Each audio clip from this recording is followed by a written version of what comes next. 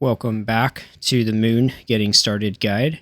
Last episode, we set up our platform and shelter.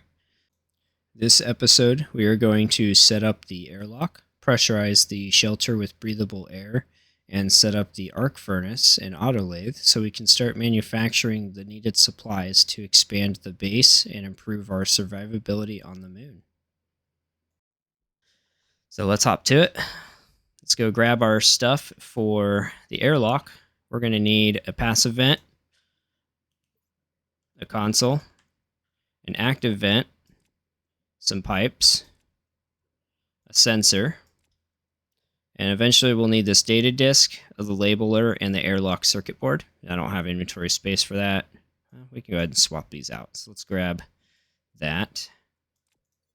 Open and put this in here. All right, so we can grab this airlock chip, the labeler, and the data disk. We'll need all of that.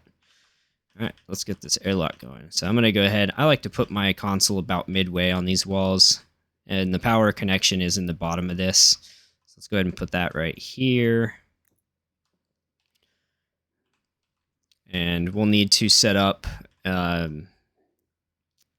vent system. So we're going to have a passive vent. In this one, because we're working with vacuum versus an interior space, this system will be set up for taking the air out of the airlock and putting it back into our living space. So we'll need a passive vent on the living space. So we can do that really anywhere. Let's do it on this wall over here. Make it a little easy. Let's make sure we can put a pipe where I intend to. Looks like we can. So we can put a pipe right here. And we're going to connect this as such. And we're going to go ahead and run the active vent in the center over here. We can keep it up high. All right. So let's grab our active vent. It's going to go right here, making sure on the top up there, we've got the pipe connection, and the bottom is a power data connection. So make sure you set that in the right direction so it works. All right, we've got our kit sensor. We're going to use this. As you can see, it starts with daylight sensor. We're going to scroll down twice, get our gas sensor, and we're going to set that up. We're going to come out and down. So let's set that up on this side.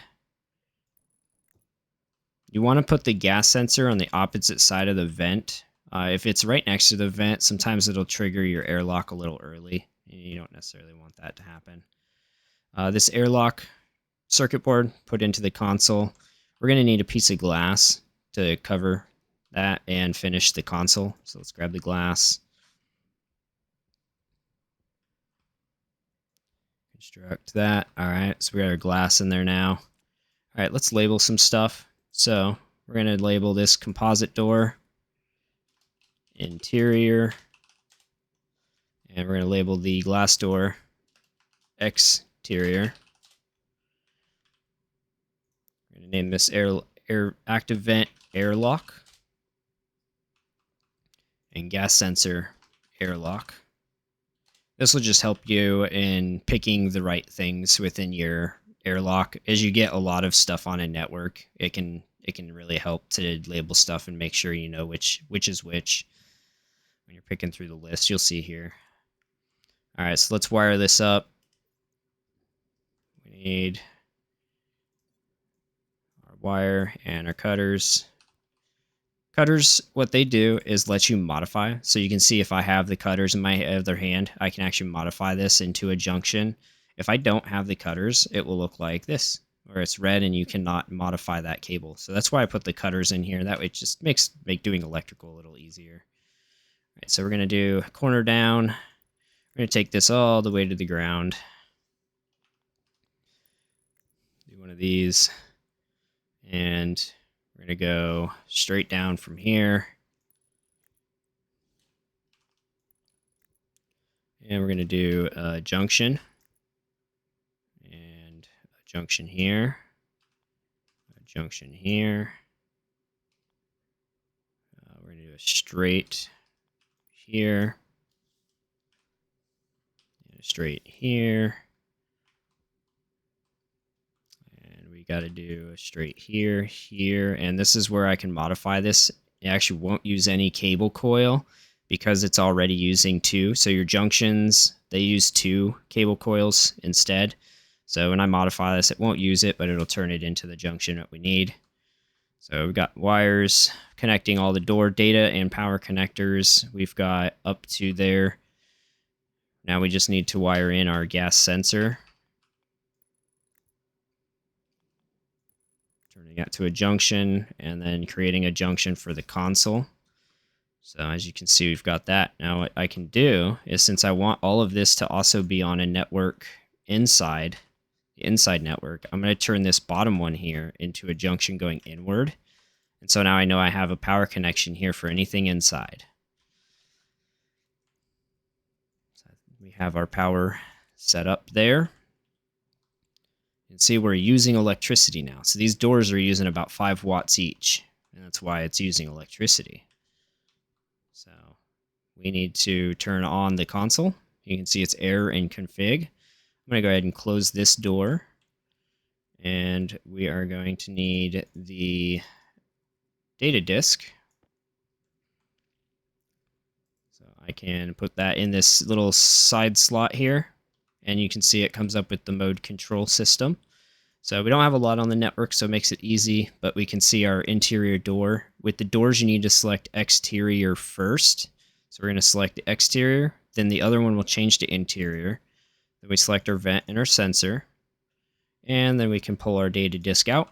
Now we have a console with a button for cycling. You can also use the door buttons, button pads here to cycle it as well. Now we don't have any air inside, so it doesn't really have any purpose at the moment, but we're going to fix that momentarily. So let's go do that. So set up our airlock. What we're going to need to find, and you can see the sun is coming up, so we're going to start charging batteries here soon. We are going to need to go and find some oxide. So that's going to be, so this is ice nitrice. We don't want that one. We need, it's a darker blue. I'm going to go ahead and empty some inventory here. Let's make sure our labeler is turned off. Save the battery. Put that in there. Data disk up there. Whoop, no, we don't want to drop the data disk. You'll need that. All right, let's switch out our mining belt. Grab our drill. Now what we're looking for, turn the drill on, is a ice chunk that looks just like this. So this is your oxide. This is going to have nitrogen and oxygen. It's mostly oxygen. So I'm going to go ahead and mine some of this. So let's grab, probably get, with our space, we probably need about a stack to get a decent pressure going. So let's get a full stack, about 50. It looks like we got 52. That'll work. It looks like our fuel actually rolled down the hill here. So let's grab this and take it up the hill.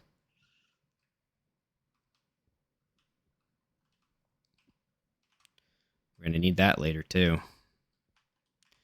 All right, so we've got a working airlock. We've got our vent, our active vent here, pushes the air inside. So let's cycle this. I'm going to push this button here to cycle the interior. It's going to close our outside door. Now these controls do adjust, the same thing as pushing this button. Right now we're waiting on it to pressurize, which it can't. So I'm going to go ahead and cancel this. It's going to open the interior door. And now within vacuum, we have 0 pressure and we have no temperature. So there's no way to melt the ice. What we can do in this case is let's open up our EVA suit. Let's grab our canister. I'll show you the canister. It actually has CO2 and oxygen in it. So what we're going to do is we're going to go ahead and open this.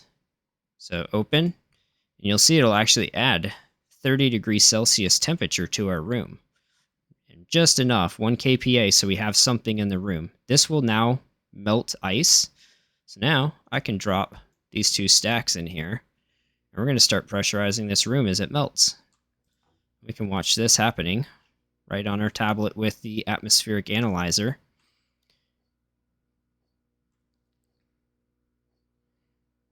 So as that melts, got almost there. You can tell it's ticking away, blowing around as it melts, and it's gone. All right, so everything's melted. Both of those stacks I dropped in.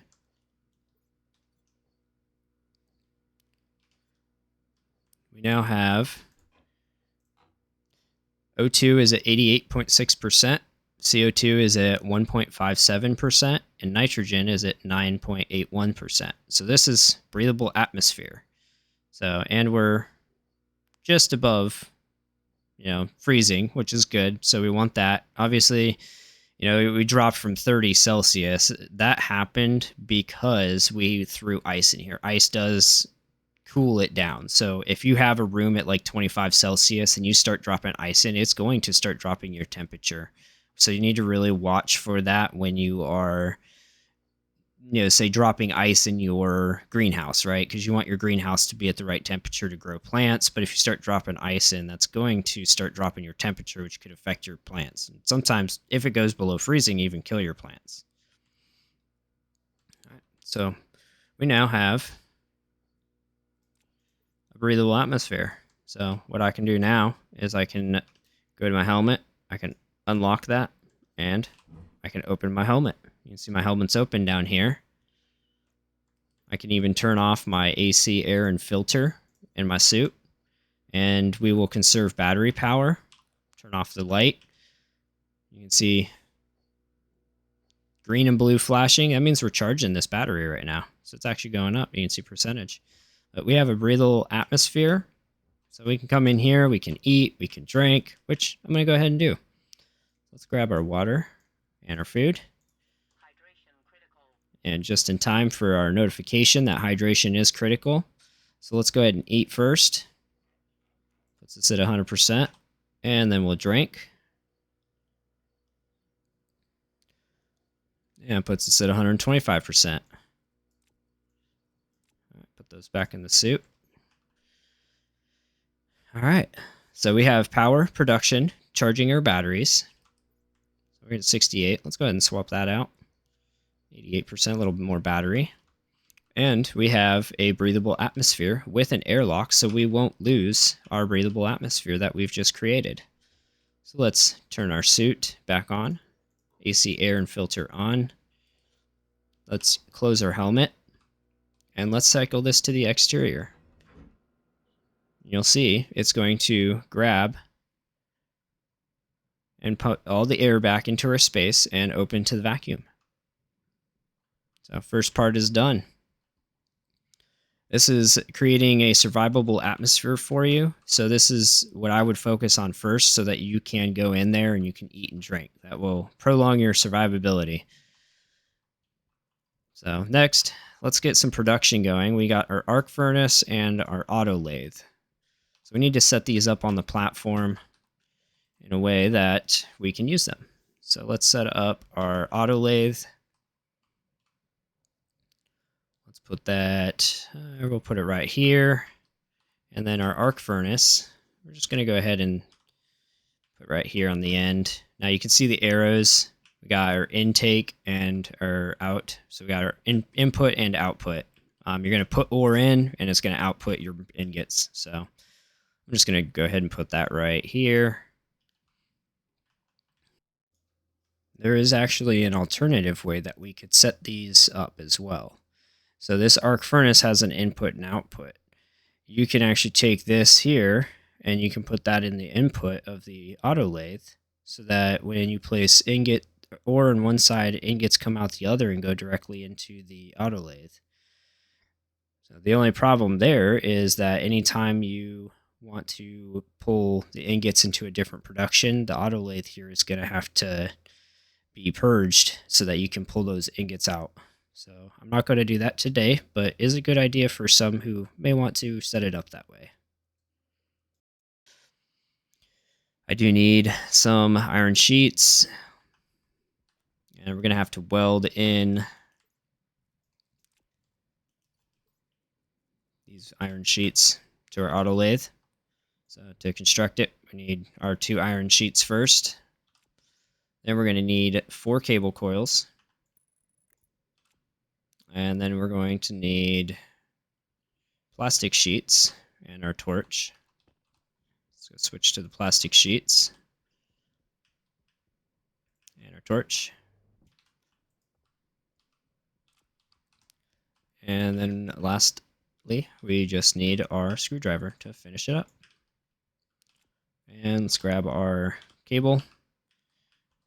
We know that we had a system out here.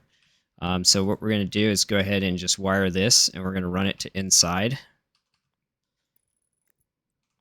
I'm going to run it right along this seam here. I like to try to run my wires and stuff along the seams. It just makes it easier.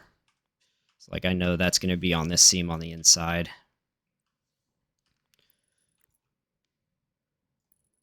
Get this wired in here using our cable coils. Data isn't necessary at this point. We actually can save these cable coils because we're not going to be doing anything with the data on the autolathe at this time. So we just need our power input. So now we've got the arc furnace and the autolathe. They're both supplied with power through here. So let's go inside. We're going to cycle our airlock. And this is going to try to pump up to 101 pressure. We don't need that, so let's go ahead and cancel that. It'll instantly go to equalize with what's in here. All right, we got to turn our light on. Sun went down, lost our light. I'm going to conserve a little power, turn off our suit, and open the helmet since I know it's breathable atmosphere in here. And let's go crowbar. We can close this. So we can see this port. So you can see this is we need our straight.